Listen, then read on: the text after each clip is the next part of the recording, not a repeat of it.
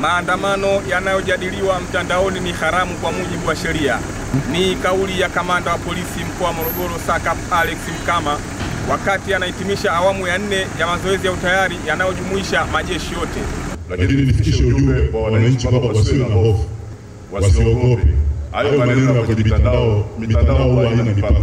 Mtu anaweza akaongea hata akiwa New Zealand. Lakini kwa Tanzania sisi hatuna katazo lolote la kushiriki uchaguzi. Maandamano yanayozungumzwa ni haramu na hayajakubalika kisheria. Na sisi ndio wenye wajibu wa kusimamia ulinzi na usalama. Kwa hiyo wajitokeze kwa wingi kwenye vituo vile walivyojiandikisha. Tutakuwa na ulinzi wa kutosha, tutakuwa na doria za kutosha na vituo vile vitalindwa.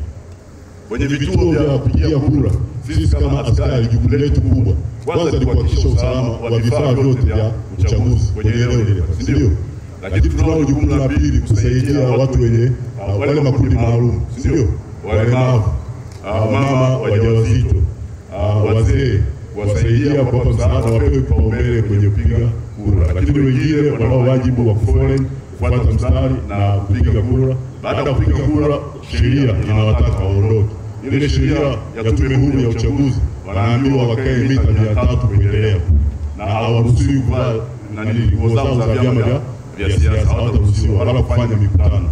Ile mikutano mwisho wake, mikutano ya kampeni mwisho wake kwa Tanzania bara ni tarehe 28 mwezi wa 10. Tanzania visiwani kule tarehe 27 mwezi wa 10. Kwa hiyo mikutano mingine yote itafanyika kwa kibali cha polisi. Ndio maana tunasema tuna confidence kwa tarehe 29 sisi hatujatoa kibali kingine chochote zaidi ya kufanyika kwa uchaguzi wa kuwachagua rais, wabunge na madiwani. Mmenielewa? Kwa hiyo tumefanya mazoezi haya kwa ajili ya zoezi kama hili kusimamia. Itakuwa ni zoezi kubwa ambalo litachukua muda mrefu, almost siku 3. Japo upigaji wa kura ni tarehe 29, lakini kazi zetu tumeshazianza mpaka sasa hivi. Sasa hivi tunao wajibu wa kufanya doria kwenye maeneo yetu. Lakini naishukuru serikali ya awamu ya 6 kama mnavyoona. Tumepokea magari, hizo ni nyenzo za kisasa za kisayansi.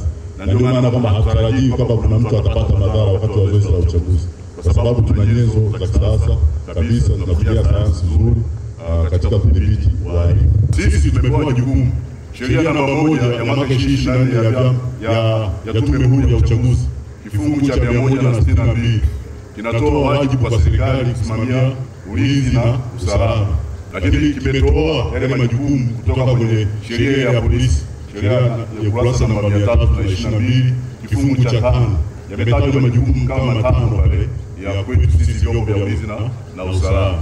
Hongereni kwanza, tumefanya vizuri leo. Wenyewe mmejionea namna gani ambavyo kutoka tunaanza mpaka leo tumekuwa na mabadiliko. Tuendelee hivyo hivyo. Mazoezi. Kuzuia rushwa. Jamani, Asanteni sana. Hongereni kwa route march nzuri, lakini kwa ujumbe niliotoa, kuzuia rushwa ni jukumu lako na langu, tutimize wajibu wetu. Tunaelekea kwenye kazi maalum. Tutimize wajibu wetu. Asanteni sana. Nikiripoti kutoka hapa viwanja vya kikosi cha kutuliza ghasia Morogoro ambapo mazoezi haya yamefanyika. Mimi ni Kasim Akida na hii ni Usalama TV. Usiache kusubscribe, comment na kulike page za Jeshi la Polisi ili kuwa mwanafamilia.